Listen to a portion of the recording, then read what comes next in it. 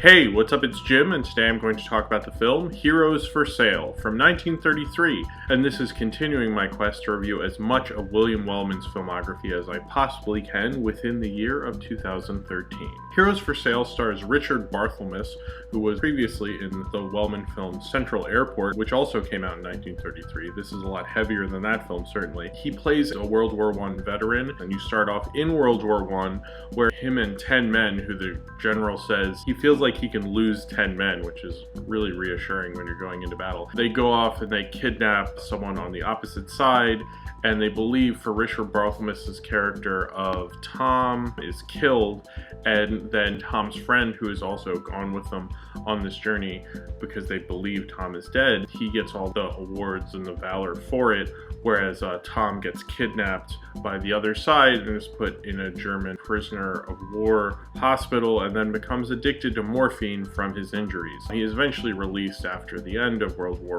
I. When Tom gets back to America, things are not so great for him. His friend is considered a war hero for something he didn't really do because he hid while Tom was doing pretty much all the work there. And Tom, first he has to get off of morphine, but then when he gets out of that, things get better, and then things slowly get worse, and it feels like things keep hitting him and hitting him one after the other. The plot is far more complicated than that, but I don't really want to get into it because I don't want to ruin it for anyone, because I didn't know that much about it going into it, and I think that enhanced the quality of the picture, for me anyway. Being able to watch these William Wellman films, the pre-code era, in order, kind of. This is the end of the pre-code era. The code kind of started in 34, where it started really being enforced in 34. And this is probably the most radical film I've seen from William Wellman at this point. There's not much of a regular structure. I think it sometimes can feel like a laundry list of things that World War I veterans had to deal with. For some people, they find that to be a problem. I didn't. I found it to be heartbreaking. It does feel like it's trying to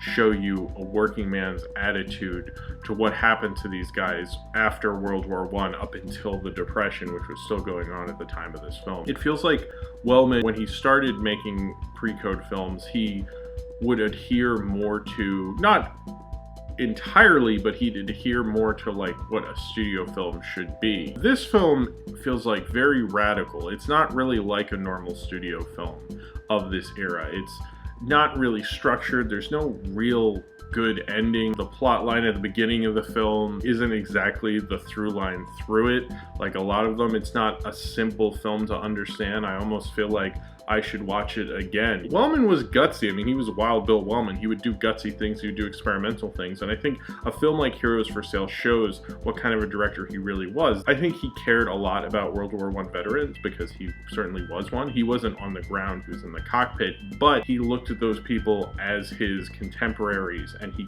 cared about them, and that's all in this film. I'm not a big Oliver Stone fan or anything, but this is almost like Wellman's Born on the 4th of July. It's a thing he cares a lot about, and he knows where they're coming from, and it feels like he knows where they're coming from.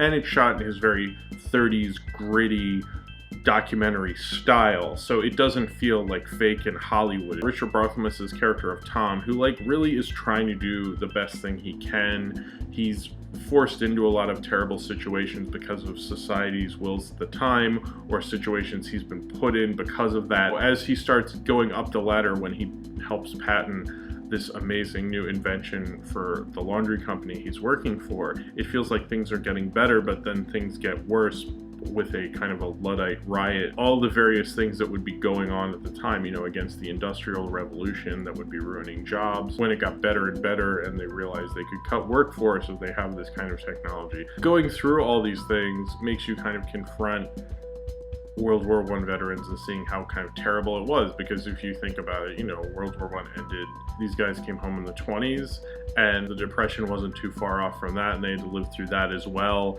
and just kind of getting beaten down by it. It was originally going to be called Breadline, but they felt Heroes for Sale was a better title. You know, it's a little more dramatic than Breadline. I think Breadline really wouldn't have worked because this isn't a film just about the Depression. It's everything leading up to the Depression. Wild Boys of the Road, which is the next film I'm going to review, and the film he made after after this. This is about the parents, and Wild Boys of the Road is about the kids of the Depression, and it's showing kind of the different generations that were affected by it. When I think about Wellman as a director and why I wanted to review all these Wellman films, it was just that he was so risky and ballsy. He would really go out there and do what he wanted to do. He was a good studio director. He could make good studio films and serviceable studio films and the kind of films that the suits would like. I think a lot of people, when they look at directors from this era, they think, oh, they just did what the studios wanted them to do, and I think that's bullshit, because you look at Heroes for Sale, and I'm pretty sure the studio wasn't like clamoring for this one. I don't think this was an assignment picture. It could have been. I don't really know how it was put into development, but the way he made it doesn't feel like an assignment picture. It feels like there's a lot of passion behind it.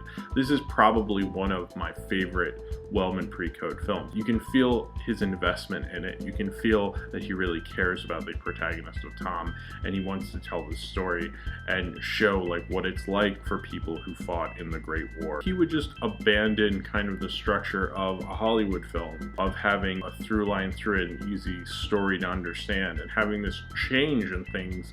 People come in and come out. There's various characters who were there throughout the whole time, but the guy who gets all those awards in World War I, he disappears and then he comes back, and it almost feels like they entirely dropped him. And it feels a lot more like life in that way, when you know someone for a little bit and then you don't see them for 5 years and then suddenly you're friends again. Now, Richard Barthelmess was a silent film actor. He's really great in this film. I don't think I had seen him in anything before Central Airport, and I thought, you know, he was all right. And this film, I thought he was just amazing. I mean, he was so good as Tom Holmes. And there's a scene where he's grappling with his addiction to morphine at the beginning, which he eventually gets over because they take him to an addiction farm. Which I don't know how that worked, but whatever. Before that, he's thinking about stealing money from the bank that he works at. It feels like it's from a silent film, and the way they use the bars, that you had bars on the bank there, feeling like it's a jail cell. Wellman was a great silent film director. He directed one of the all-time great silent films, Wings, and having this great silent film actor like Richard Barthelmess, I mean, I thought that was just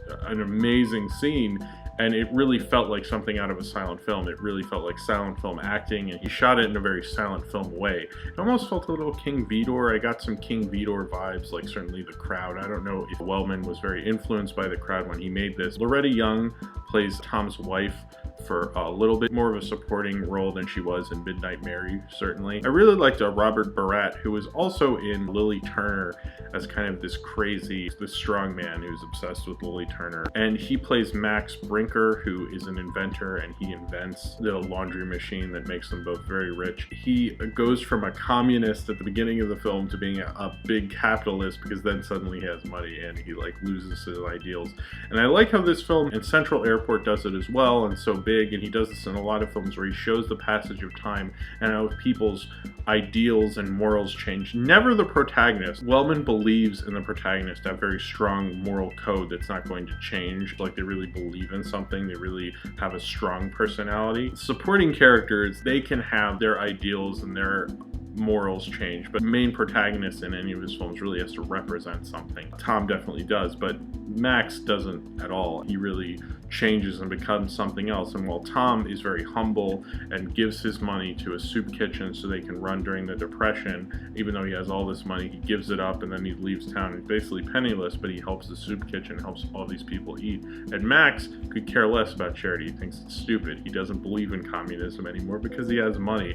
And it's interesting to see someone's morals change, and I think it shows the passage of time very well because you see people changing throughout time. Wellman really learned how to, and he perfected pretty much doing an epic in 70 minutes, which is pretty impressive. I mean, with So Big, it's like 70 minutes, and this is 70 minutes. And it's amazing how he learned to do economical, lean storytelling.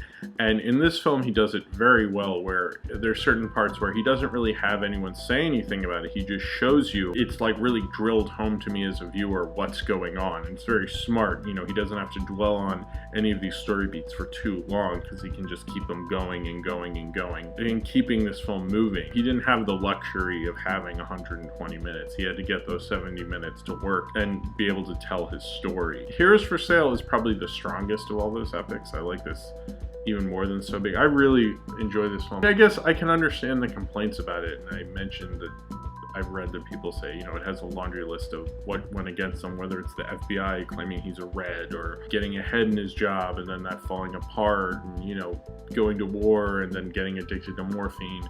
And these are all things that people from World War I probably went through in that crazy time from the war to the Great Depression. He brings up when they're kind of kicking him out of town, we fought in the Great War, and they kind of don't care. It's called Heroes for Sale, but I think Tom was not for sale because he gave up that money. They're basically for sale because they're trying to get jobs, and they were for sale and they were used up, and by the time it's the Great Depression, he's walking everywhere, he's got these worn out shoes. Heroes for Sale is almost like kind of an ironic title. It's a pointed title, it's a smart title, it's a very tough movie, it's a very interesting movie. I think Wild Boys the Road is more Hollywood maybe than this film, and neither of them really are. They do share one thing in that the studio made them put on kind of a happier ending at the end to be like, oh, but the sun will come out tomorrow kind of thing. It's easier to take down in this film, I think, than in Wild Boys of the Road. It felt particularly fake and a bunch of crap. But in this film, he mentions an FDR speech and how, you can't keep America down. You can't sock 120 million people in the face and keep them down for too long. But it does feel a little like disingenuous because you're like, well, it's great that Tom can't be pushed down, even though he's been pushed down through this whole movie. It does feel a little almost against the character in a little bit, but it feels like, he really had a strong code about himself and tried to keep going. And it probably would have been too depressing to have him just like crying under a bridge in the rain. I think that's the compromise you had to make back then if you wanted to make a film like this.